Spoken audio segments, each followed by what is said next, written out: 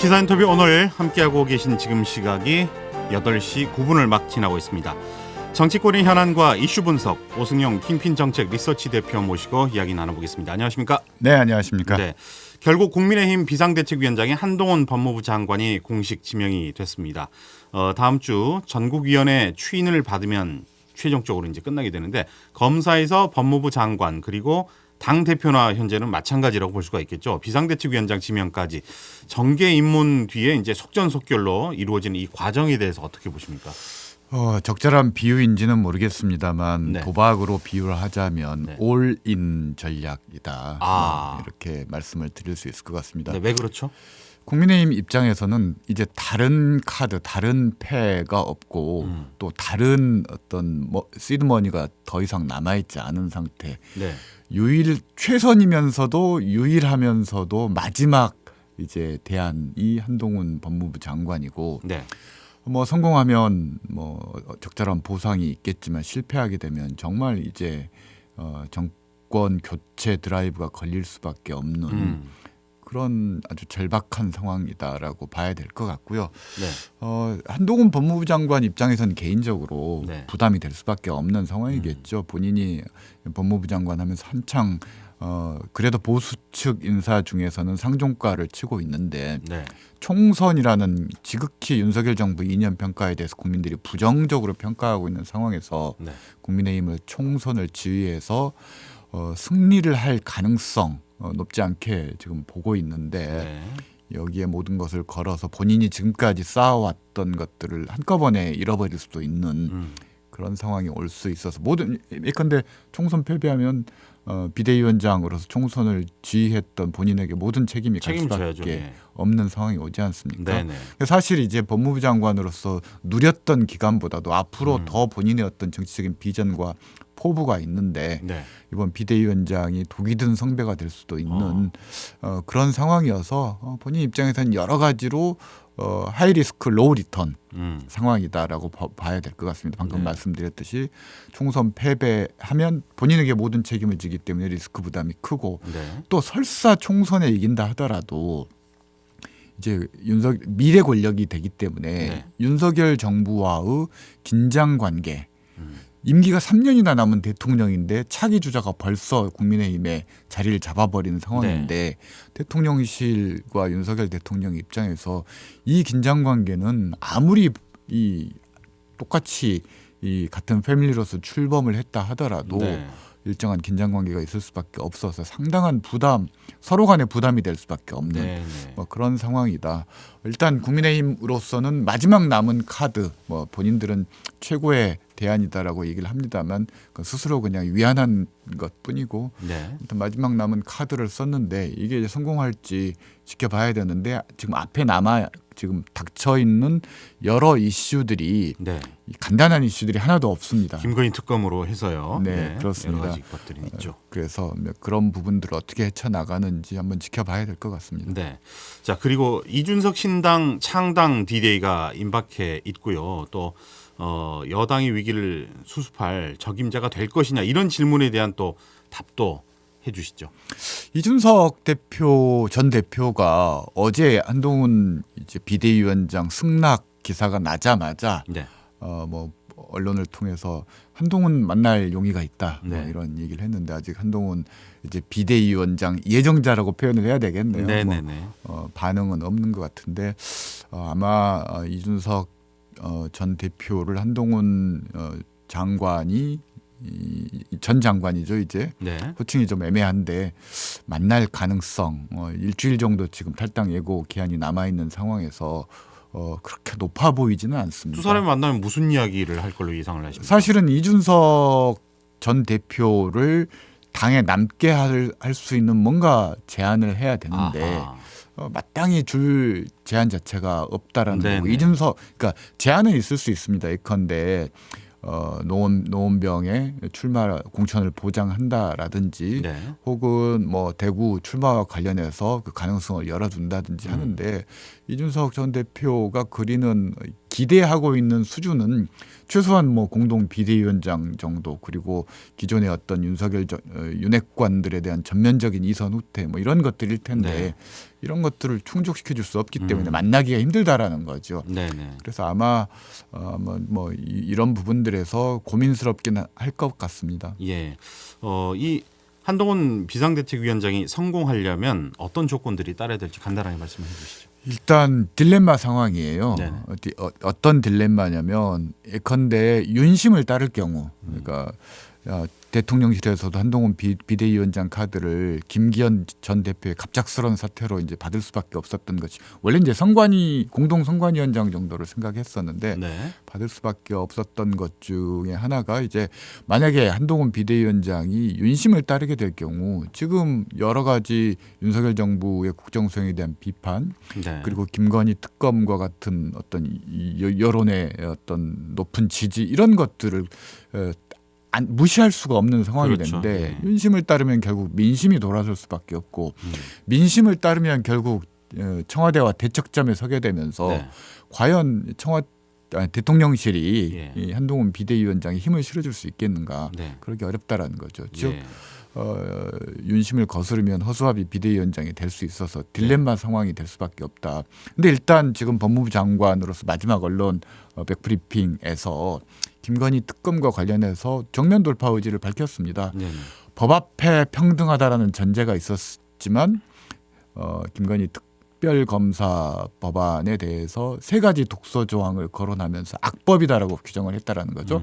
바꿔 이야기하면 민주당이 이 3가지 독소 조항을 국민의힘과 협의해서 고치지 않는 이상 이건 거부권을 행사할 수밖에 없다라고 이미 네. 그 의미상 맥락상 선언한 것이다라고 봐야 될 거고 네. 그런 의미에서 정면 돌파를 선언했기 때문에 아마 민주당과 정면 충돌하는 그런 형국으로 갈 수밖에 없을 것 같습니다. 네. 그러면 김건희 특검법을 어떻게 해서든지 피해갈 것이다 이렇게 예상을 하십니까? 일단 아니면 받아들일 걸로 예상을 하십니까? 압도적인 다수결이 이제 야권이 예. 수적 우위에 있기 때문에 아마 28일 본회의가 개최 예정이지 않습니까? 24일 이후에는 이 패스트트랙이기 때문에 자동으로 본회의에 상정이 됩니다. 네네. 의장이 상정하지 않더라도 자동으로 상정돼서 표결을 해야 됩니다. 네. 그럼 첫 번째 본회의 때 표결을 하게 되는데 그게 28일이거든요. 네. 그럼 아마 민주당과 야권, 정의당도 찬성을 했기 때문에 공동 발의를 했기 때문에 이거 뭐 통과되지 않는다면 그게 더 이상한 얘기고요.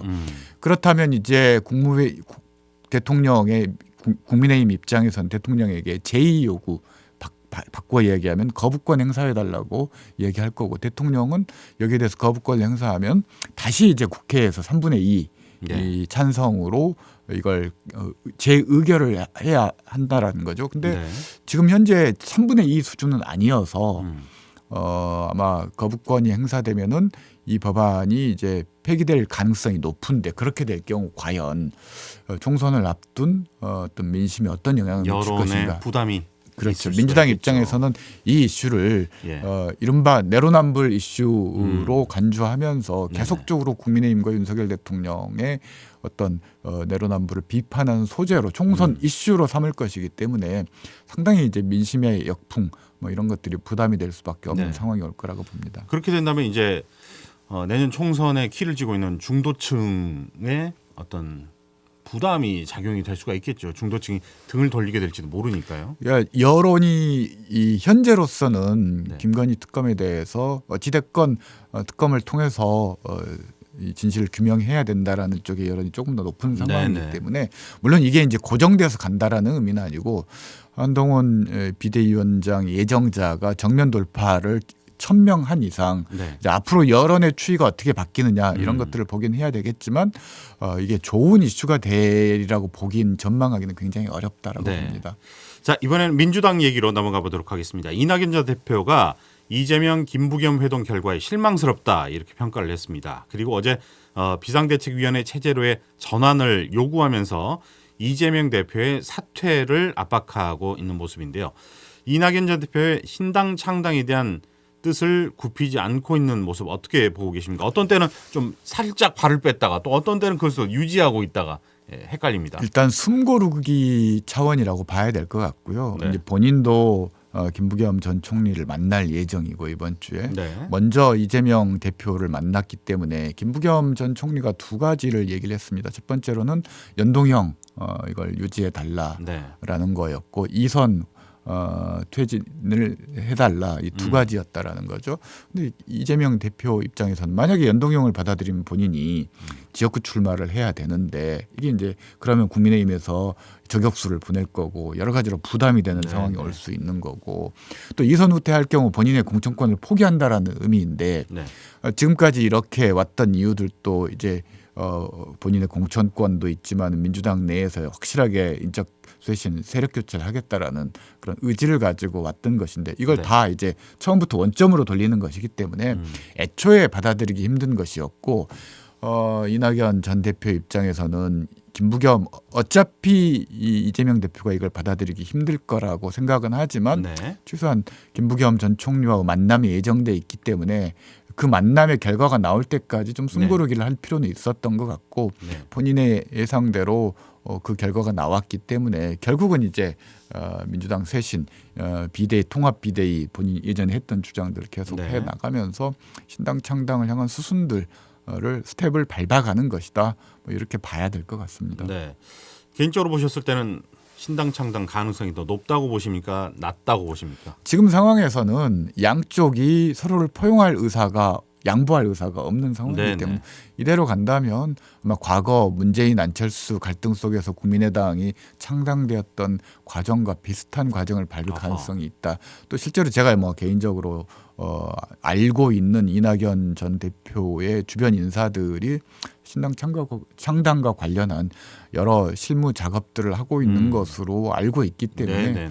아마 그런 부분에서 민주당 분당 가능성이 점점 이준석 전 대표의 표현을 빌리자면은 12월 말까지 하루에 뭐 1, 2%씩 높아지는 과정이다라고 봐야 될 것 같습니다. 아하. 상당히 구체적인 스텝을 밟고 있다. 네네, 이런 그렇습니다. 분위기는 네. 느끼고 있다고 좀 신속하게 소식을 전해주셨습니다. 자, 그리고 돈봉투 의혹으로 구속된 송영길 전 민주당 대표 검찰 조사에 지금 이틀째 불응을 했죠. 이제 오늘이 되면 3일째가 된 것 같은데 내년 민주당 총선에 미칠 영향 이 부분이 이제 국민의힘은 김건희 특검이라든가 여러 가지 문제 또 민주당은 이 돈봉투 의혹 문제가 영향을 미칠 것 같은데 어떻게 보십니까? 그 공천 과정에 민주당은 이걸 뭐 현역 의원 평가나 이런 거에 반영하지 않겠다라고 얘기를 했습니다만은 민주당이 반영하지 않는다고 민심이 반영하지 않는 건 아니라는 그렇죠, 네. 거죠. 일단 송영길 전 대표가 지금 검찰 소환 조사에 응하지 않고 있는 것은 사실 민주당을 향한 메시지라고 봐야 될 것 같습니다. 네. 본인의 어떤 본인을 좀 더 민주당에 적극적으로 좀 디펜스를 해줘야 되는 거 아니냐. 네네.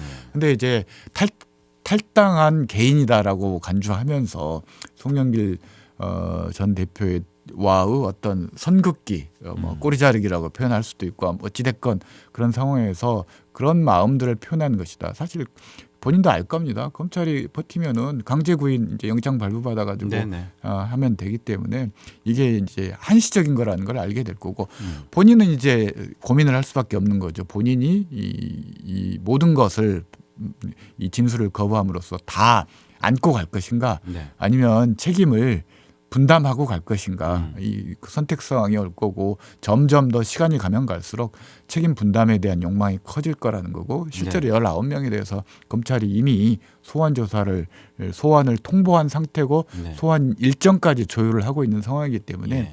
이렇게 되면은 정치자금법 위반으로서 기소될 가능성이 매우 높아집니다. 그걸 민주당이 공천 과정에 반영하지 않는다면 여러 가지로 여론에 부담을 가질 수밖에 없는 상황이어서 네. 민주당 내부에 영향을 안 미칠래야 안 미칠 수가 없고 이게 다른 일도 아니고 민주당 대표를 뽑는 전당대회에서 있었던 일이기 때문에 네네. 민주당이 송영길 개인에 대해서 탈당한 개인이라고 선긋기를 하더라도 민주당 대표였고 민주당 네. 서울시장 후보였고 네. 민주당 전 인천시장이었고 또 민주당 전당대회에서 민주당 의원 21명이 연루된 사건을 네. 어떻게 선긋기가 되겠습니까? 그래서 아마 지금은 이제 여론의 추이를 보면서 약간 숨고르기를 하고 있습니다만 결국은 민주당도 이 돈봉투 사건과 연루된 의원들과 관련돼서 뭔가 조치를 취하지 않을 수 네. 없는 상황이 올 거라고 봅니다. 그렇군요. 예.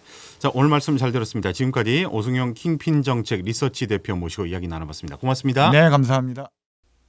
언제 어디서나 내 손 안의 뉴스. 광주 MBC 뉴스 유튜브 구독으로 함께하세요.